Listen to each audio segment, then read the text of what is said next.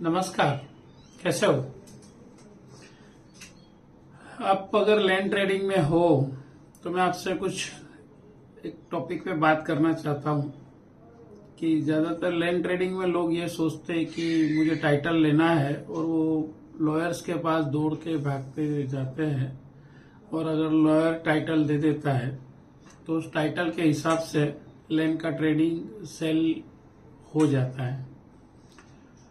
कई सालों से मैं ऑब्जर्व कर रहा हूं, मेरा पर्सनल ऑब्जर्वेशन ये है कि आपको लैंड ट्रेडिंग करने के चक्कर में, जल्दी जल्दी करने के चक्कर में बेटर है आपको रेवेन्यू डिपार्टमेंट को कंसल्ट करना चाहिए लॉयर के साथ या लॉयर से पहले। मेरा कहना तो ये है कि लॉयर से पहले आपको रेवेन्यू डिपार्टमेंट में जो लोग लाइसेंसिंग करते हैं उनको कंसल्ट करना चाहिए। आपका जो एग्रीकल्चर लैंड है वो ओल्ड टेन्योर है या न्यू टेन्योर है वो आपको चेक करवाना चाहिए। ज्यादातर लोग 7 बार ओल्ड टेन्योर चेक करके ये बताते हैं कि भाई ये ओल्ड टेन्योर है और नॉन एग्रीकल्चर फॉर्म में कन्वर्ट इजीली हो जाएगा, और वो लोग डील करते हैं, टाइटल चेक करते हैं लॉयर से ओनरशिप का और सेल डीड कर देते हैं।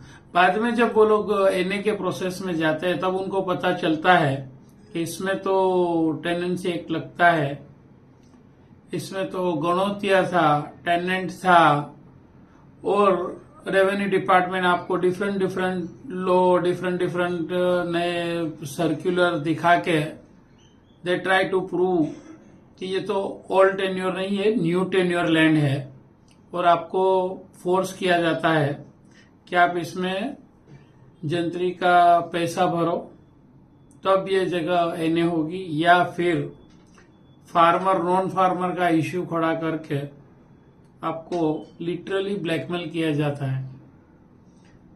मेरा आपसे एक रिक्वेस्ट ये है कि आप जब भी लैंड बाई करें और पर्टिकुलर सब्जेक्ट एनए लैंड,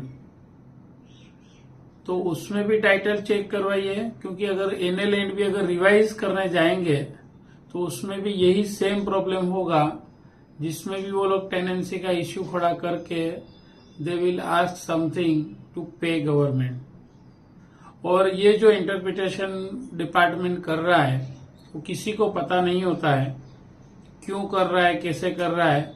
मेरी समझ में तो ये आता है कि जब 7 बार अगर ओल्ड टेन्योर का हो गया है, उसमें अगर किसी ने गलती की है तो वो जिस समय में उस एंट्री हुई उस वक्त में जो ऑफिसर ने काम किया है वो उस वक्त के लोग के हिसाब से ही किया होगा।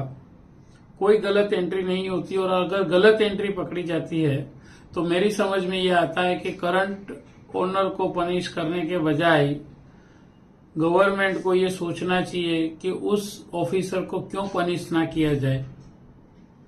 अभी जो भी प्रोसेस चल रहा है एनए का, कई लोग एनए में अभी फाइल रख के बाद में भागा दौड़ी करते हैं कि भाई मेरा एनए में तो ये प्रॉब्लम हुआ, वो प्रॉब्लम हुआ। कई लोग डील करने के बाद डील अटक जाते हैं कि भाई मैंने तेरे से जमीन बाई किया था, आपने मुझे 7 बार दिया था, वो ओल्ड टेन्योर का था, अभी तो गवर्नमेंट बोल रही है तो न्यू टेन्योर है। 1962 में कुछ एंट्री हुई थी, 1957 में ये एंट्री हुई थी, ये एंट्री का मतलब ये होता है और ये तो न्यू टेन्योर है।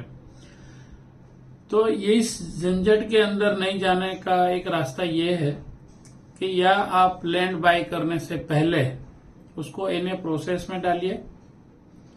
एनए का पूरा प्रोसेस खत्म होने के वक्त आप एग्रीकल्चर लैंड का सेल डीड कर लीजिए, और वो एनए का प्रोसेस खत्म होगा तो आपको पता भी चल जाएगा कि ये लैंड ओल्ड टेन्योर है या न्यू टेन्योर है। मेरे कई दोस्त फंसे हुए हैं, उनसे कई मरतबा ये बातें होती रहती है। ये बातें करते हुए मेरी समझ में ये आया कि एक अवेयरनेस के लिए मैंने ये वीडियो बनाया है। आपके जो भी दोस्त है जो लैंड ट्रेडिंग में है या रियल एस्टेट में काम करते हैं, उनको आपको समझाना चाहिए कि आप सिर्फ लॉयर को अप्रोच मत करो। जमीन खरीदने से पहले लॉयर के साथ जो रेवेन्यू के एक्सपर्ट है उनको भी कनेक्ट कीजिए, लॉयर के साथ रेवेन्यू के एक्सपर्ट का भी ओपिनियन लीजिए। और एग्रीकल्चर लैंड है तो कंपलसरी ये करना ही करना है, लेकिन अगर नॉन एग्रीकल्चर लैंड है और उसको रिवाइज करने का आपका मन बना हुआ है या आप कुछ चेंज ऑफ यूज कर रहे हैं, तो उस वक्त भी आपको एनए प्रोसेस के लिए उसी डिपार्टमेंट में जाना है जहां पे ये सब प्रॉब्लम्स खड़े होते हैं।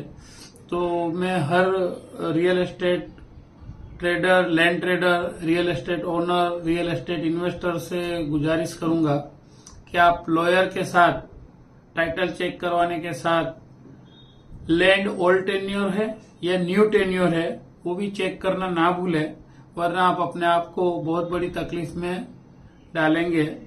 जो समय मर्यादा है वो सिर्फ पेपर पे है, समय मर्यादा में कभी कुछ काम होता नहीं है। उसके लिए मुझे आगे कुछ कहने की जरूरत नहीं है। जो लोग फील्ड में है सबको पता है कि समय मर्यादा में काम कैसे होता है, कब होता है। Thank you very much.